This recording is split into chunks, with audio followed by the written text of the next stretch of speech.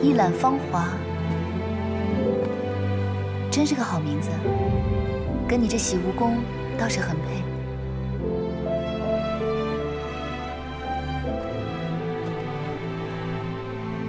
为何自从迈入这院子，就感觉不太对，不太舒服？上神，喝茶。嗯。娘娘，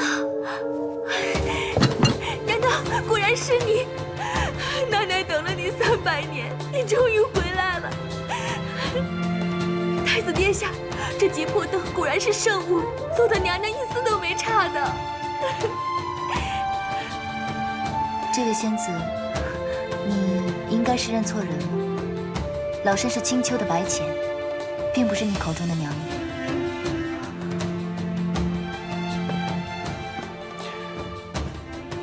奶奶，这位是青丘的白浅上神，他会在院中暂住几日，便由你来服侍了。起来吧。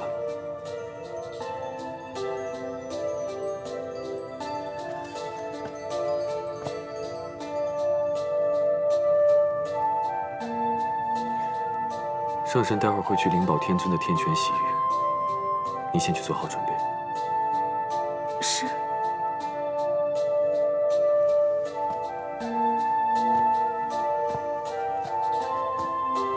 你先去休息一下，我去把阿离抱过来。好。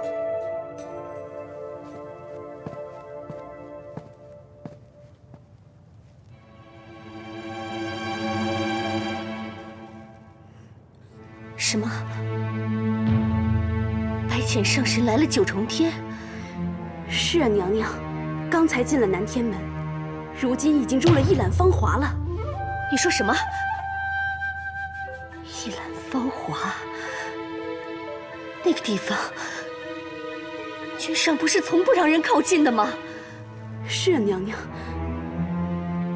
奴婢也觉得很奇怪。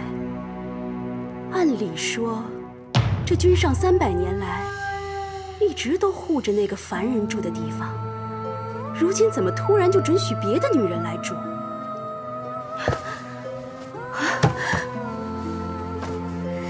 心诺，我觉得这个白浅比我想象中的要难应对。娘娘为何这么说？君上为他屡屡打破禁忌，就像失了心魄一样。我之前还安慰自己，说没关系，起码君上心底最爱的是一个死人。可是现在，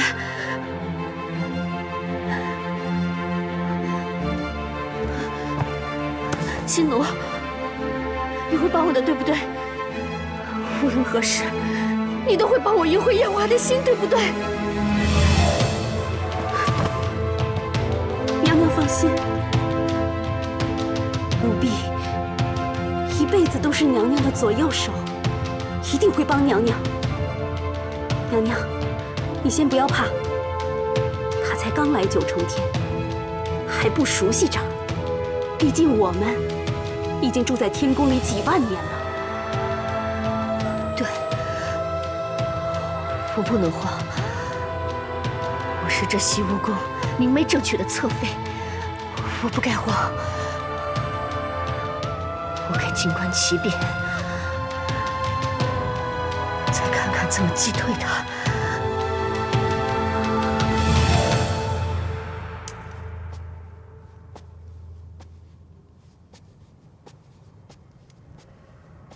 你们太子殿下一直这么喜欢桃花吗？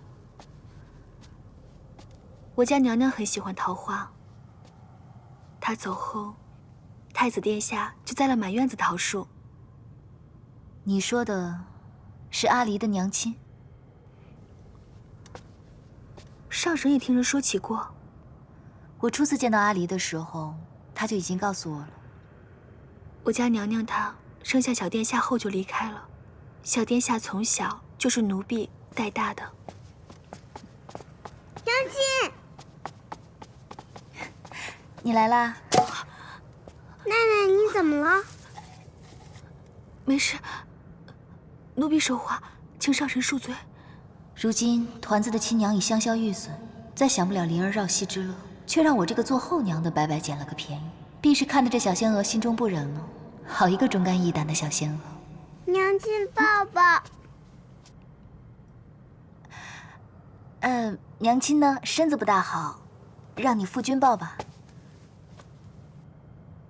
阿离知道了，娘亲又有了小宝宝，对不对？书上就这么写的，说有一位夫人怀了小宝宝，他们一家人就都不许她再抱别人家的小孩来道，怕动了，对，胎气。你这个算苗高的小娃娃，怎么连胎气都知道啊？阿离，是谁给你看这书的？是程昱借给我的。又是程昱。这程昱真是个妙人。就算是上神有了身孕，小殿下，你脸红个什么劲儿啊？本天孙高兴了，娘亲有了小宝宝，本天孙就再不是天上最小的一个啦。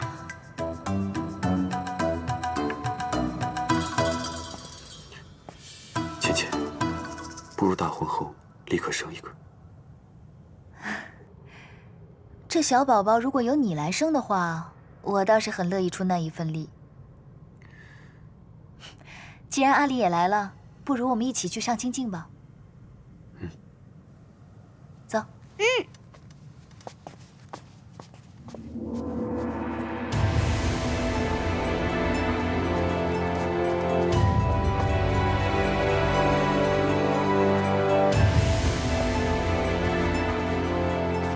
参见太子殿下。夜华，若是用你正妃的名义来这泡，能有几个仙娥引路10个，怎么了？我觉得我的接品不升反降，这可不是笔好买卖。若是我们继任了天君天后，便有24个仙娥为你引路，再添上4个心灵手巧的，给你搓背。这听起来还不错。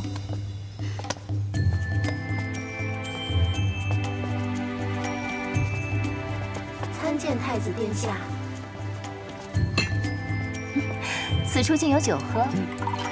这些酒是国酒，如果阿离要喝，你可以喂他喝一点，但万不能让他喝多了。时令的蔬果们也都可以给他吃一点，但每样只能吃半个。你这既当爹又当娘的，真是不容易。这么多年，习惯了。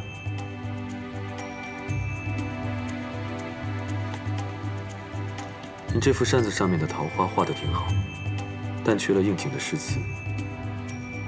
不如你先泡着，我去给你提好词，你来书房找我。好。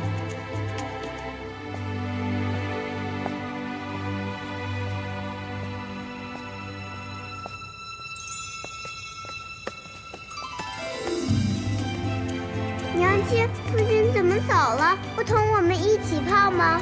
天将降大任于你夫君，你夫君去接大任了。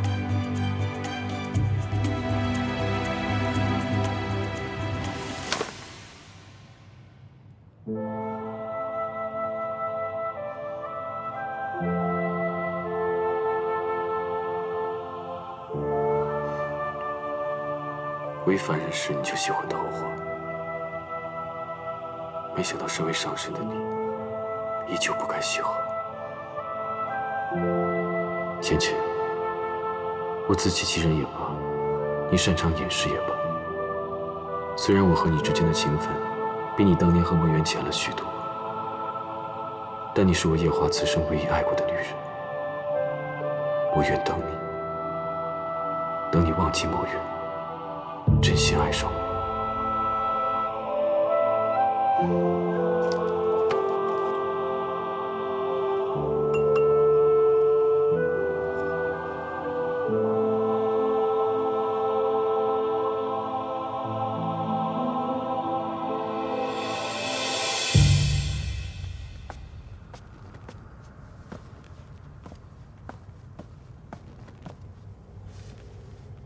姐姐找我。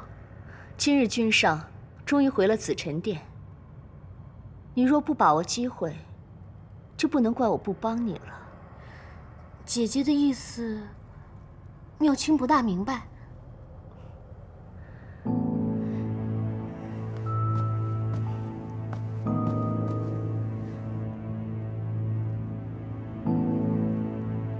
这是一盅给君上的补汤。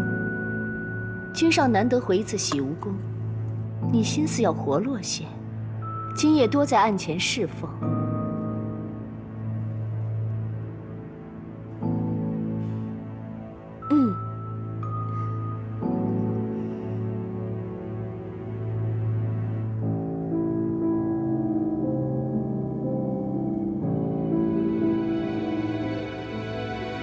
如若君上动怒，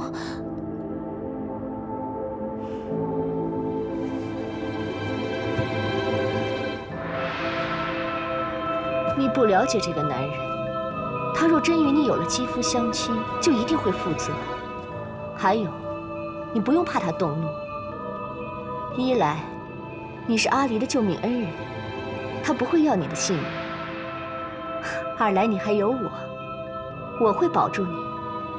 毕竟在洗梧宫，你只能依靠我，而我除了你，也没什么姐妹了。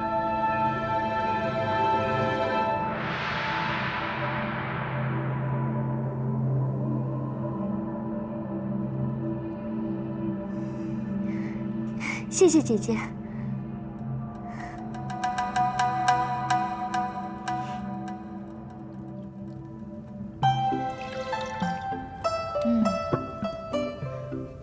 上神请用。刚刚是梅子酒，这杯呢？回上神，这是枇杷果酒。枇杷果，我在青丘的时候最喜欢同阿离吃枇杷了。是啊，我娘亲最爱喂阿离吃枇杷了。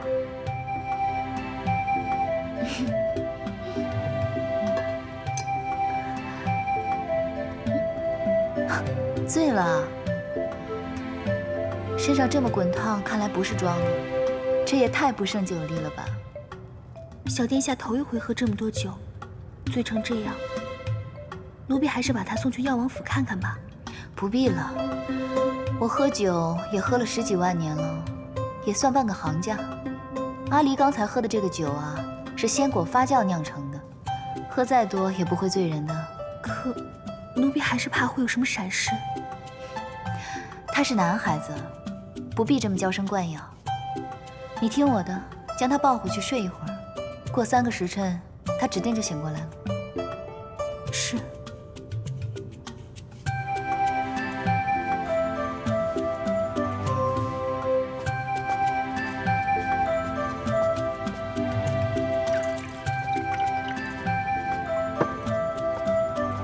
上神请用。这小婢女竟对救主如此忠心，她的救主已经走了有2、300年了吧？回上神，奴婢并不清楚洗梧宫的事。太子宫中的事情，你们都不知道吗？奴婢只听说当年洗梧宫发生了桩事儿，当时的仙娥和侍卫们都被天君贬居下界仙山了。看来天君为了掩盖这件事，还真是想得十分周全，连仙娥都换了。难怪我在青丘只听说夜华极宠爱素锦，宫中再没有任何妃子，才理所当然地以为他唯一的儿子是素锦生的。老身此番初次来到天宫，并不熟悉这里的路，还请这位仙娥带路，去太子殿下的书房。上神请随奴婢来。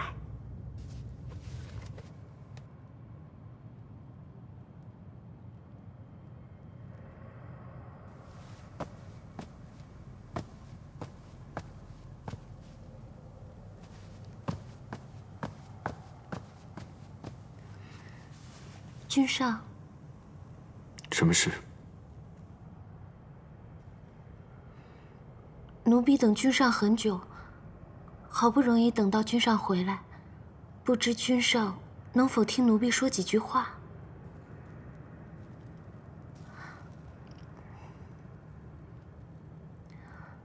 当初妙清因为救了小天孙，因此侍奉了君上几日饮食起居，这算是妙卿的福分了。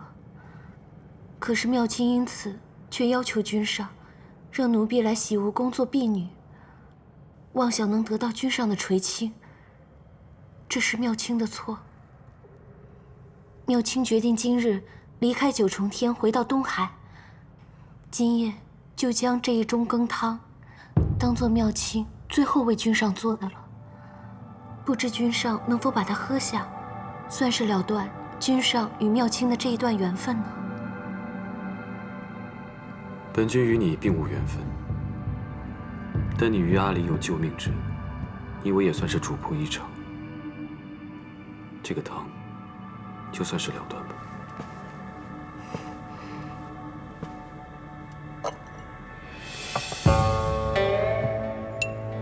不必了。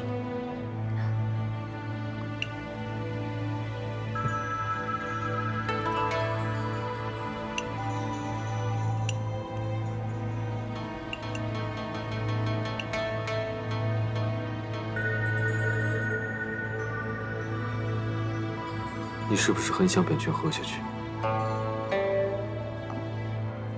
这汤是妙卿亲手做的，自然希望君上能够喝下去。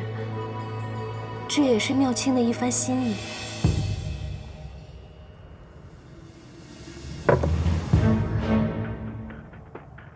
君上为何？本君想先问你几个问题。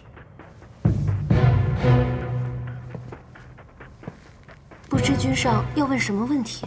前些日子，你回了趟东海。妙卿因为很想念兄长，所以回去探望。你可知道，你去探望兄长那日，东华帝君正在凡间渡劫。不知道。那日东华帝君在凡间被人推了下去，同时白浅上神也被人推了下去。他当时周身法力被本君所封，险些淹死。是吗？好险。是好险。你可知道白浅上神在这四海八荒是什么样的身份地位吗？青丘、天族都不会放过推他的那个人。妙卿，你真不害怕你们东海你的兄长会因此获罪吗？你真不怕你会因为谋害上神被永坠畜生道吗？妙卿一时糊涂，求君上恕罪。若不是你对阿离有救命之恩，你真以为你能活到今日吗？是妙卿糊涂，求君上恕罪，君上恕罪啊！再来，你告诉我，这汤里面放的什么？这汤里是能让君上喝下之后与妙卿欢好。这么厉害，谁给你的？是奴婢从凡间买的。凡间？你真以为凡间这种药对本君管用吗？妙卿只是……君上，臣妾听宫娥们在议论，说君上在责罚妙卿妹妹，也不知妹妹究竟犯了什么错，但想必一定是并无恶心，可能是太过思慕君上所致。还望君上能看在妹妹曾救过阿离的事情上，饶过她这一次吧。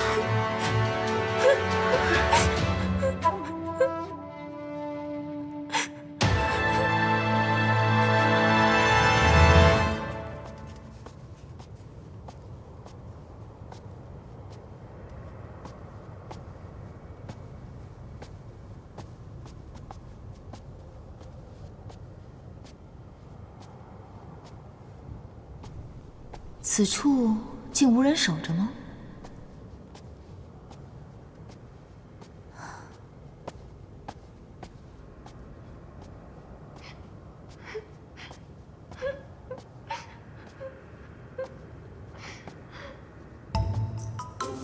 该不会当头鸿运又让我撞上别人闺阁斗趣吧？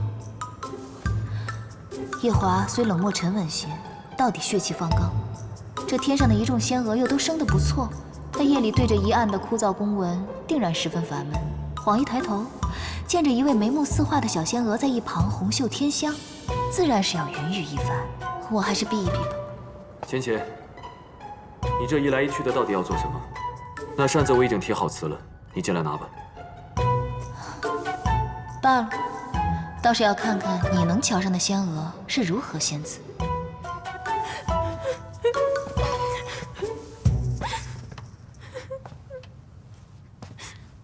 那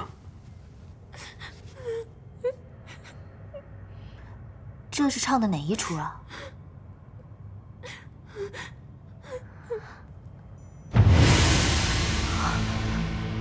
好美的一双眼，可惜这小仙娥虽生的也不错，却配不上这双眼。你这双眼睛，生的倒是不错。苏苏，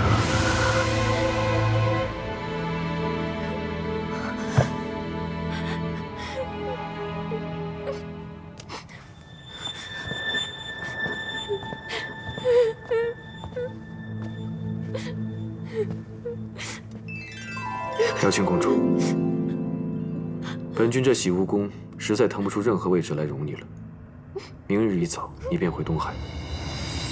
只要你不再做什么出格的事，本君对过去既往不咎，也算是还上阿离的救命恩情。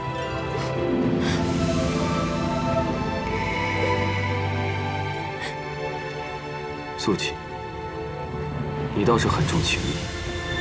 如果你实在舍不得妙清公主，不如向天君请一道旨，请天君将你一同嫁去东海，你看如何？君上，是妙清一时迷了心窍，才会用下了秦瑶的羹汤来勾引君上。君上，不管你怎么罚我，我都不会反抗的。哪怕是每日里7/749到天雷劈石，妙清都不会怕。只求君上不要让妙清离开这洗梧宫。妙清这一生的夙愿，就是能留在君上身边，一辈子伺候君上啊！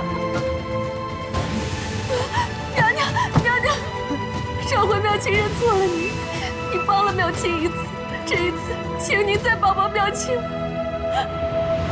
娘娘。妙清公主既然跪了我，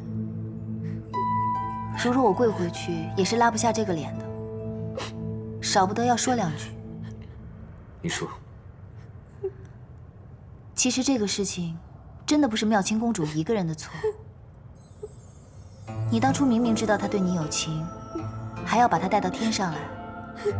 我知道，你是为了报阿离的恩，让她躲过她的婚事，等她想清楚了再回东海。但她不一定是这样想的，她一定觉得你对她也动了心。你既给了他这个念想，又扮作正人君子，迟迟不肯动手，少不得便要逼着他亲自动手喽。但是当初他说进来洗梧宫当个婢女，便心满意足。恋爱中女子说的话，你也信的？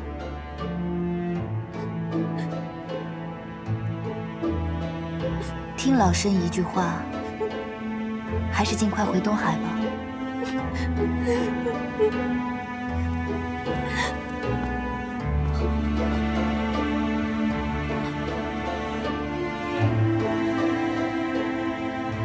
她是本君的妻，也是这洗梧宫唯一的娘娘。她既然如此说了，妙清公主还是回东海吧。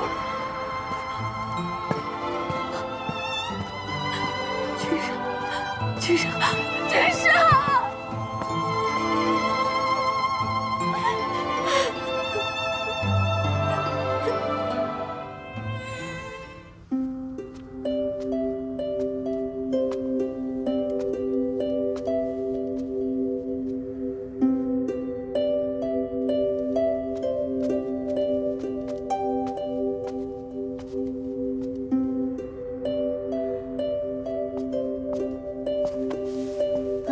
洗梧宫这么大，你能找得到一兰芳花吗？该还是找得到吧？我送你。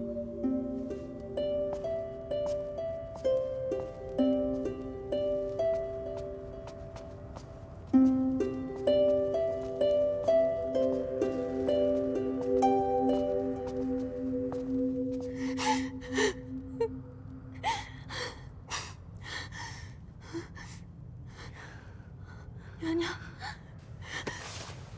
娘娘，求娘娘救救君上，都是娘娘让妙清这么做的呀！娘娘，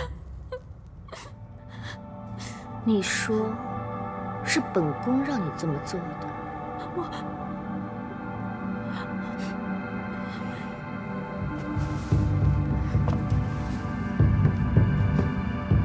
妙清，本宫怜惜你对君上一片痴心，你竟要借此陷我于不义。娘娘，妙清不是这个意思。本宫真是错看了你。娘娘，刚刚妙清口不择言，求娘娘恕罪。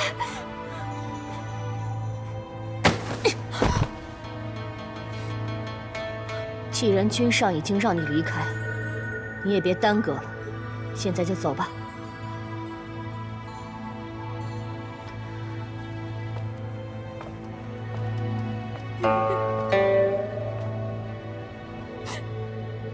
娘娘。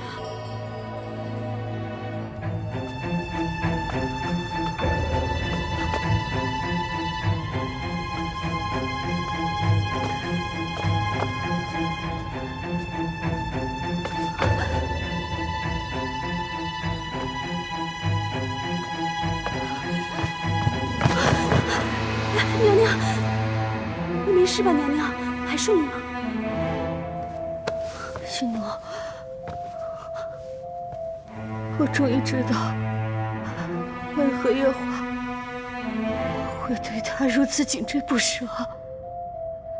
娘娘，你在说什么？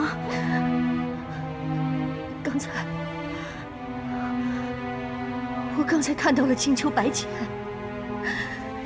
你可知道他长得像谁？他竟与那个凡人生得一般无二。娘娘，你在说什么啊？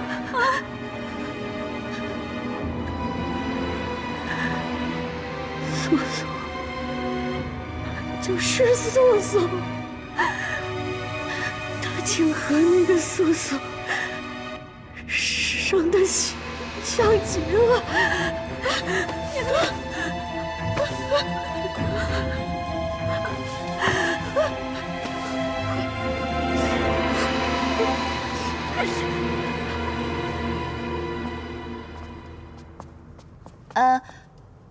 送到这里，剩下的路我就认得了。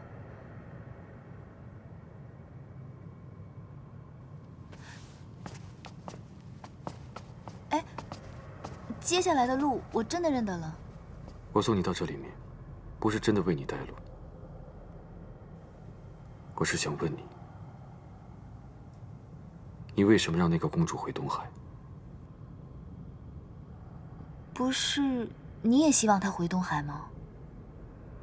只是因为如此吗？你这样问我，我倒不知该怎么答你了。果然如此。果然什么？我没有忘了之前对你的承诺，我会记得帮你纳几房侧妃的。只是，既然你不喜欢这公主，那便让她回东海就是了。说起来，这公主心机确实沉了些，今日能对你下情药，改日不知道会做出什么惊天动地的事情来。这后宫还是清静点的好，你说呢？我原本就不该问你这话。方才将你叫入屋内，是为了让你促一促，却未想到你由始至终只是在看热闹。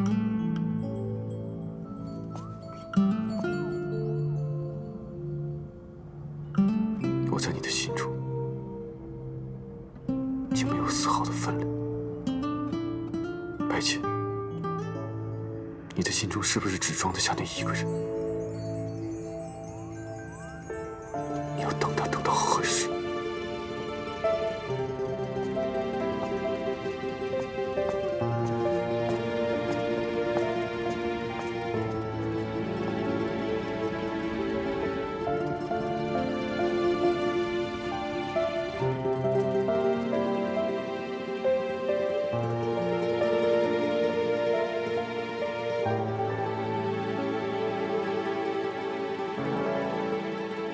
我在你的心中已经没有丝毫的分量。白浅，你的心中是不是只装得下那一个人？你要等他等到何时？明明之前困意汹涌，如今躺在这软乎乎的云被里头，倒睡不着。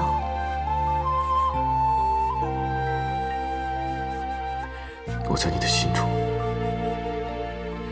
已经没有丝毫的分量。白浅，你的心中是不是只装得下那一个人？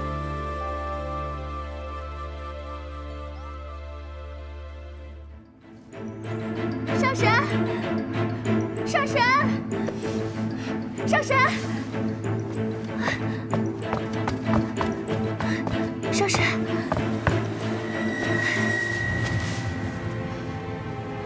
上神昨日说小殿下3更便会醒来。如今已过了3更，小殿下却仍没有醒来的征兆，反倒是小脸越来越红。奴婢急得很，也没有别的法子，才来惊动上神的。耿贤的小娃娃喝了果酒，确实睡到3更便能醒过来。看来我是高估了阿离了。照他这势头，大概要睡到明天早上了。不过你看他这小脸红扑扑的，说明酒意正发出来了，你不必担心。你该不会自打昨日抱了团子，到现在眼睛都没合一下吧？放心吧，我等下渡他些仙气，保证明天起来又是一个活蹦乱跳的团子。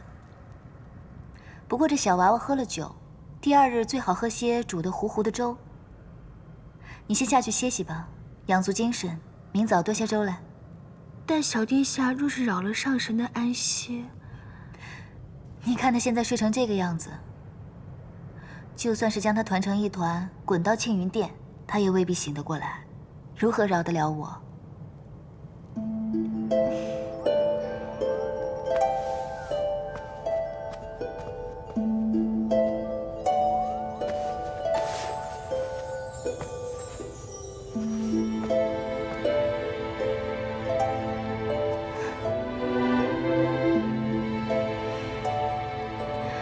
照顾小孩子真不是件容易事，这夜华也真是颇有耐心呢。来，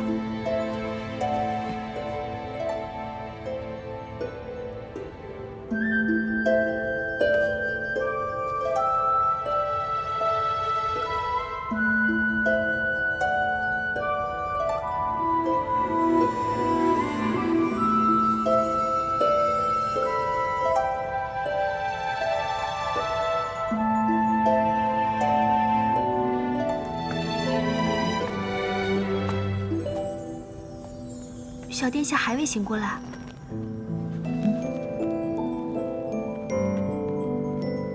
真是辛苦你熬了这碗粥了。这粥放凉了也不好，上神还未用早膳吧？若是不嫌弃，且请尝尝奴婢的手艺。不必了吧？这粥奴婢熬了2个时辰，若是到了就可惜了。况且上神稍后还要去上清静的天泉，空着赴去也不好。你说的也是，那我便尝尝吧。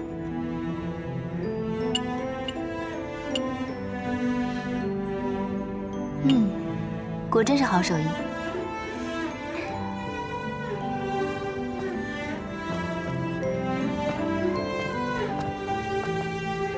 上神，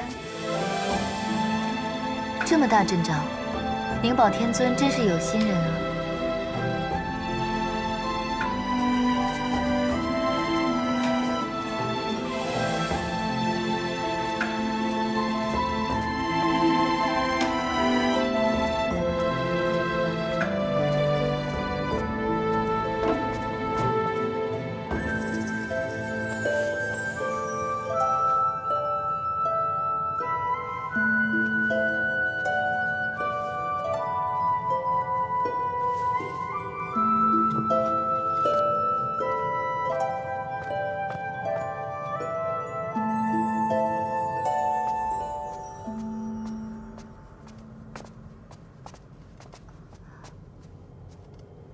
娘娘，本宫晨间散步，受一股纯然的仙气指引，不经意就走到了这儿。怎么，这一览风华里来了什么贵客吗？回娘娘，是白浅上神。是青丘的那位姑姑。你怎的也不去我宫里通禀一声？回娘娘，君上吩咐，任何人不得打扰姑姑。不用怕，本宫明白你是个老实人，只是你不懂，本宫是这洗梧宫唯一的侧妃，而姑姑她又是未来的太子妃，这于情于理，本宫都应该去拜见才是。娘娘，君上吩咐过，任何人不得靠近一览芳华。只是今日青丘的这位姑姑来了，作为晚辈，我不去行礼问安，这岂不是会坏了我们天宫的礼数？况且我也许久没有见过小殿下了，恰好去看看。可上神已经去上清境了，小殿下也还歇着，娘娘就别进去了。上清境？灵宝天尊的上清境，不是已经关闭许久，竟重新开了吗？君上说上神在异界大战一场，受了伤，这才去天泉疗伤。是吗？那本宫更要替君上好好招待这位上神了。那晚些时候本宫再来。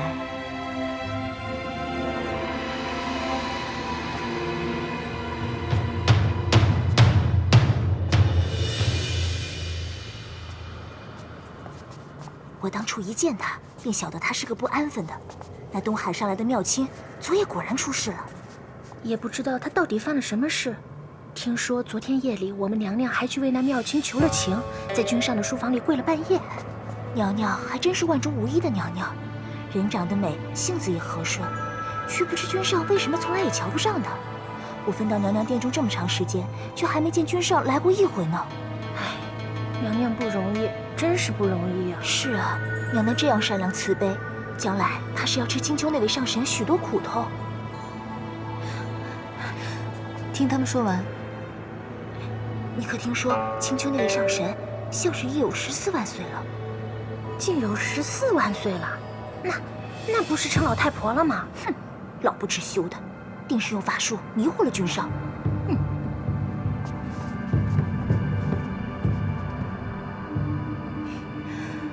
我依稀记着，这天宫里有一道规矩，是不得妄议上神，是不是啊？是。这两个宫女太不像话了，惹怒上神。动怒倒是没有，只不过偶然听到别人这样说，不大顺耳罢了。虽然我是不太计较，但这天宫这么大，总是要让人知道，这规矩立在这儿不是当摆设的。你们说是吗？上神说的是。而且这后宫呢，最忌讳热闹。我看这两个小仙娥也是性子太活泼了些，恐怕不适合这份差事。不如你们挑拣挑拣，帮他们另谋份差事吧。是。今日阿离也不在，我自己在这天泉也是无趣。你们在此候着吧，我去挑几本书来。是。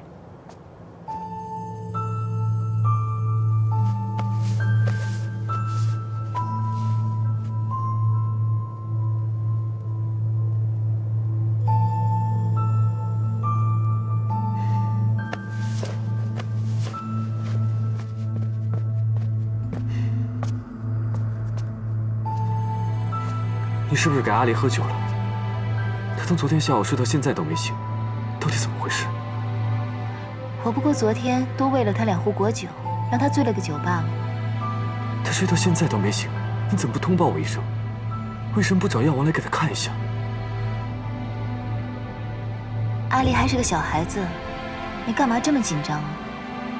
我小的时候去偷喝折颜的酒，醉了4、5天都没醒，我爹娘也没怎么样。再说了，阿离不是个男孩子吗？你这么娇生惯养他，免不了长大了他要娘娘腔的。阿离不是你带大的，所以你就一直将他当成继子看待。如果他是你亲生的，你还说得出这种话吗？没错，老身自然生不出来这么一个活泼讨喜的孩子来。只可惜生了阿离的那位烈女子，已经跳下了诛仙台。老身师承昆仑虚，修的是逍遥道，自然没修得一副菩萨心肠，带不好你的阿离。我记得夜华君的那位侧妃，心地倒是善良的很，肯定能将阿离照顾得很好，免得在我这里吃亏了去。你不用说这种话来欺负我，你知道我不是这个意思。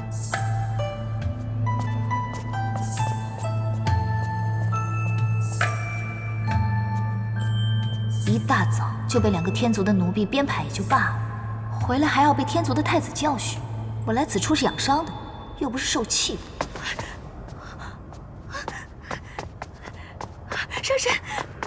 上身可见到，方才是谁从这院子里出去了？怎么了？慢慢说。上身责罚奴婢吧，都是奴婢的错。上身对小殿下这般好，就算是奴婢的主子再生，也会感念上神的。此番若因了奴婢，让小殿下栽在素锦娘娘手里，那奴婢就……你刚刚说，团子栽到素锦手里，是什么意思？是奴婢着急了。方才上神前脚刚刚走，素锦娘娘就来了，说是受了仙气指引，来一览芳华看看贵客，顺便看看小殿下。那素锦来见我？是。可君上早在300年前就说过，素锦娘娘是不得靠近一览芳华的。素锦娘娘这些年也一直遵守着规矩，可今日不知怎么的，突然就来了，奴婢死活拦着才将她拦住。没想到我刚去后院打水，回来就发现小殿下不见了。你先别担心了，抱走团子的是夜华，跟那素锦没什么干系。上神说的可是真的？我骗你做什么？若真是那素锦把团子抱走了，我早就去抢回来了，还留在这安慰你吗？那便好，那便好。不过话说回来，看你如此提防素锦，这素锦可是与团子他亲娘跳下诛仙台这件事情有什么干系吗？天君明令了，任何人不得提起此事。当年知道这件事的仙娥，都被派去各仙山，不在天宫了。好了，你不必说了，我也懂了。他们现在在哪儿？你便带我去看看吧。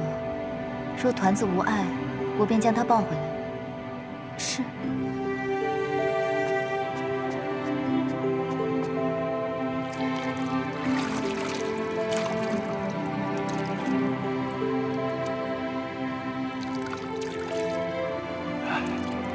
君上不必担心，小殿下只是酒量太浅，没什么大碍，在这醒酒汤里泡一泡，黄昏之前就能醒过来了。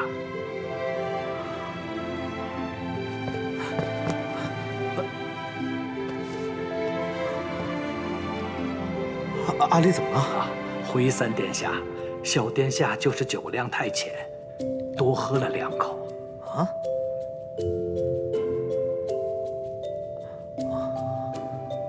好，你先下去吧。是。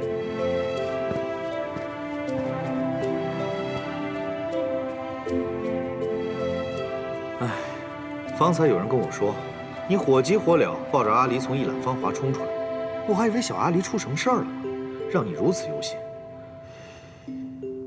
啊。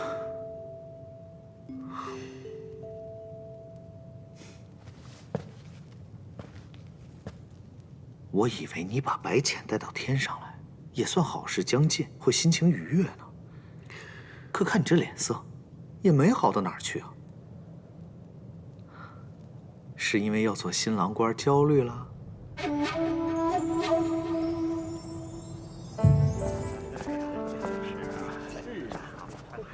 司命，过来。三殿下什么吩咐？听说东海的妙清被赶回去了。洗蜈蚣的事，小仙不清楚啊。天宫里的事有你不知道的吗？传闻啊，昨天晚上，那位公主在太子殿下的羹汤里下了催情药。太子殿下发现了，之后素锦侧妃过来求情，就在此时碰见了青丘的姑姑。姑姑一句话，殿下二话不说把人给轰出了洗蜈蚣。传闻啊。哎呀，那真是有女人的地方就是非多呀。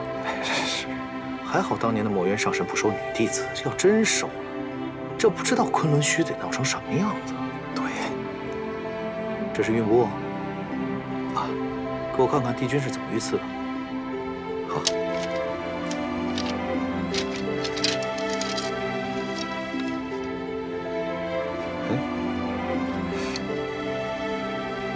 不对啊，怎么不对了？帝君遇刺的难是过了，可我这上面少了很多的字。你看这空缺，莫非是帝君身边出现了什么天族或异族的人？哎呀，那帝君如今安好便是呗，这些小事也不用理会。要是真的遇上什么人，那也是天定的，不是你我能管得了的。走吧。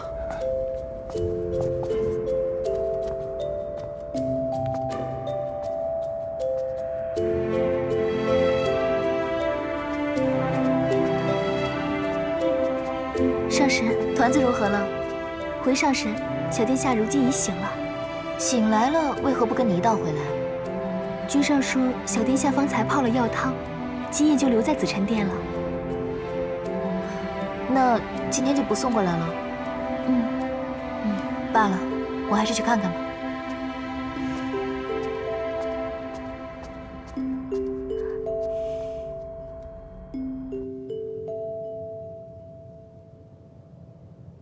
说什么青丘女帝，还未嫁人的女人都不懂得学会照顾孩子。阿离才这么小的年纪，就为了这么多的酒，睡了一日一夜，都不觉得内疚。若是以后嫁入洗蜈宫，怕阿离是没有这样的好日子过了。青丘的人大多善吃酒，他并非有意而为。是啊，我娘亲她就是觉得我爱喝，就宠着我，让我多喝了几口罢了。还娘亲呢？谁教的？白浅上神。她就是娘亲，是父亲画上的那个娘亲。画上的。回娘娘，臣妾前2日见到姑姑时也吓了一跳，确实很像。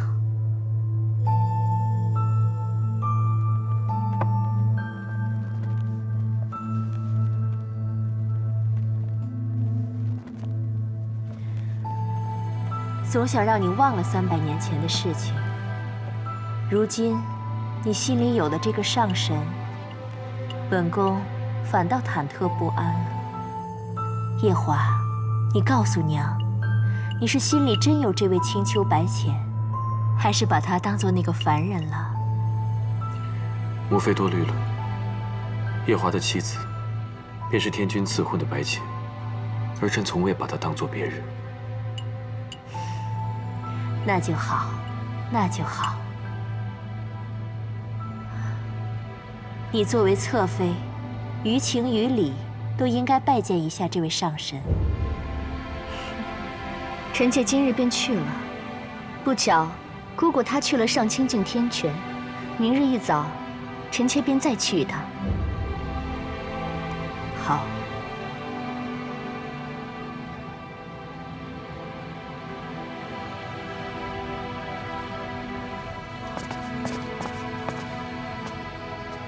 上神，平日2位不是贴身伺候吗？今日怎能守在殿外了？君上在殿内和乐须娘娘在一起。乐须娘娘，夜华的母妃。正是。上神找君上有什么要事吗？也没什么要紧事，就是想来看看阿离。那要不要属下去通报一声？不必了，我迟些再来吧。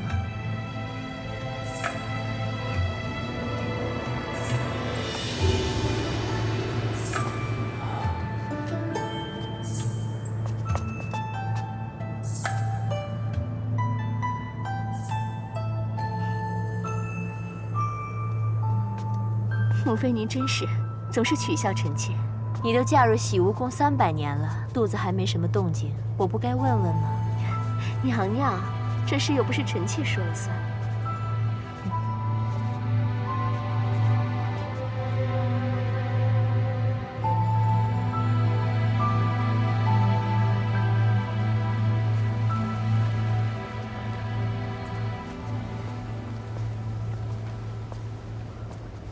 白珍上神，不必多礼。折颜可在里处？上神从昨夜来，就一直守在大哥身旁。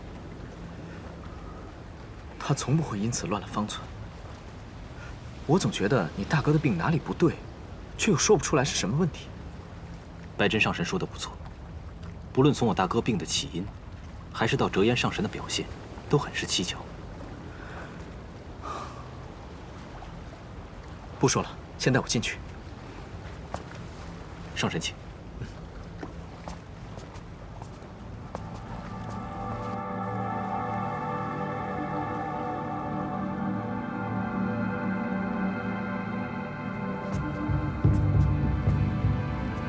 上神，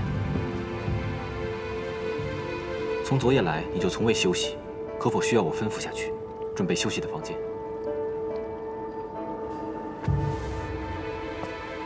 不必，我已经有法子救他了。稍后我会离开几个时辰，回来的时候会带一位使者，负责调养你兄长的身子。多谢上神，多谢上神呐！小儿病了600多年了，终于有得救了。可否请你们回避一会儿？是。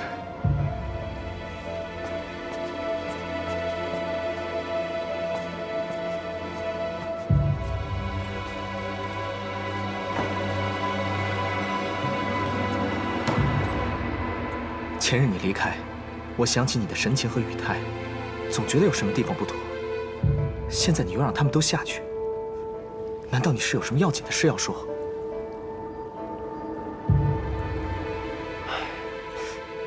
你倒是说呀！珍珍，你或许猜到了，父神的嫡子，这四海八荒唯一的战神墨渊，如今竟然弱得要靠旁人的一缕仙气来护养。墨渊？你说他是墨渊？是他，也不是他。墨渊就在这里，他在西海已经600年了。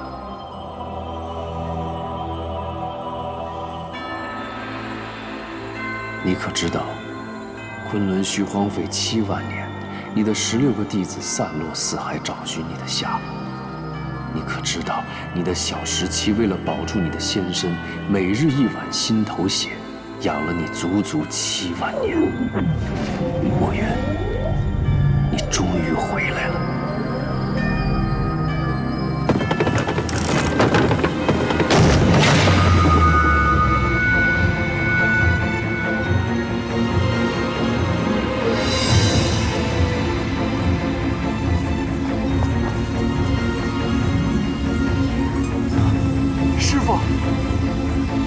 是你吗，师父？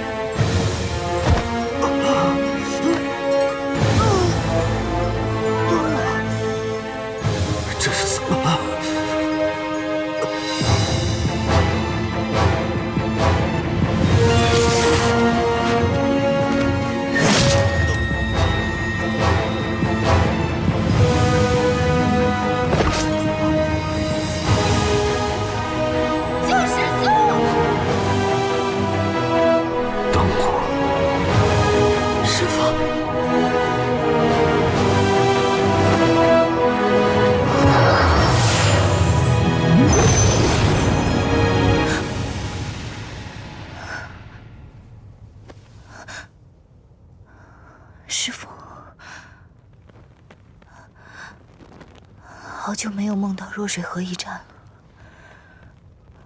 我这是怎么了？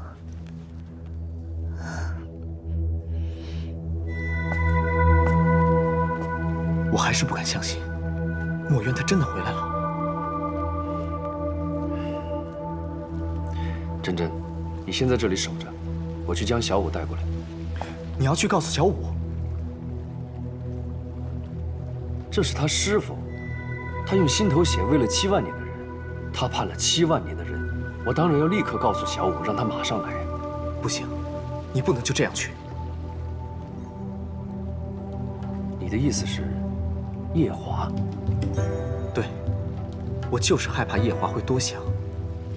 你要记得，他是天族太子，如果他知道自己的未婚妻这样对待别的男人，就算那个人是他的恩师，这也不妥。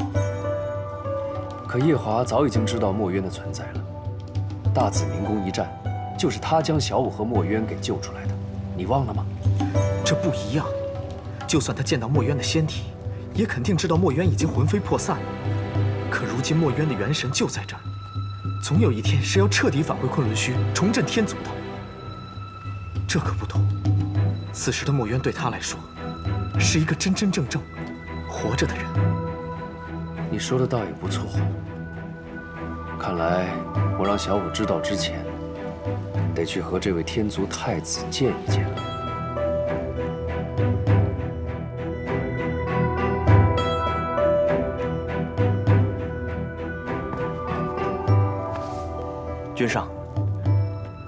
君上为何今天脸色如此难看？无妨，何事？哦，折颜上神来了。折颜。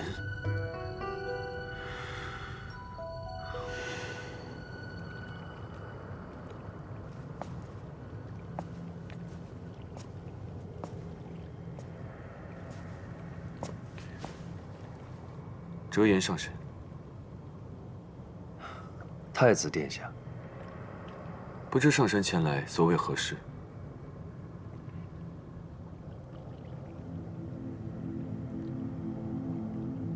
墨渊要醒了。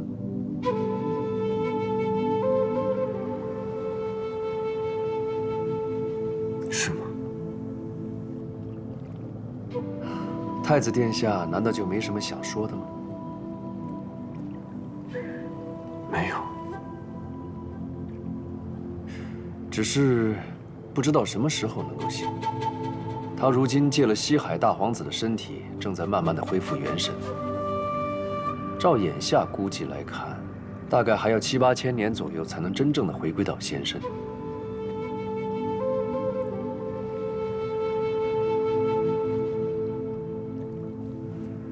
昨夜我去看墨渊的元神时，忽然想起小舞他拜师的那一年，他初次上昆仑虚，就是我带他去的。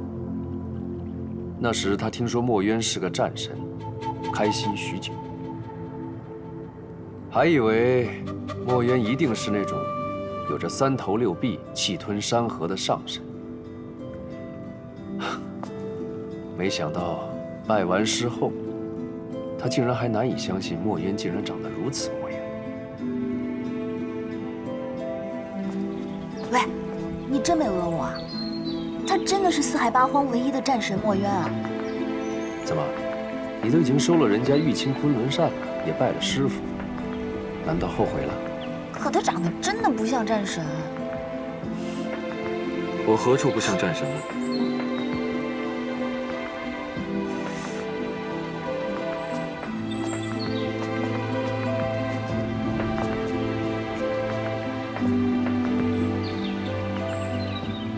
师傅，你生得如此秀气，像极了戏折子上那种与凡间小姐在后花园私会的小白脸，如何提得起轩辕剑呢？你是回视我像小白脸？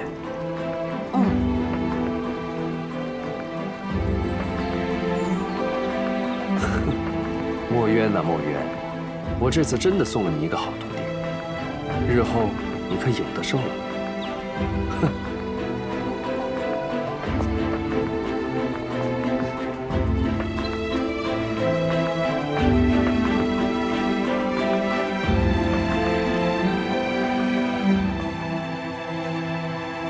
只是一时感怀，太子殿下不要太介意。无妨。夜华，你可曾怀疑过自己就是墨渊吗？没有。但我真的认错过，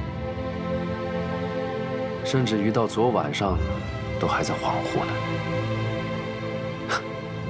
我要去找小五了。上神，请留步。可有什么法子，能让墨渊上神早日醒来？太子殿下竟如此想让墨渊早醒吗？这是先前这7万年来的夙愿。墨渊上神早醒一日，先前便能稍等一天。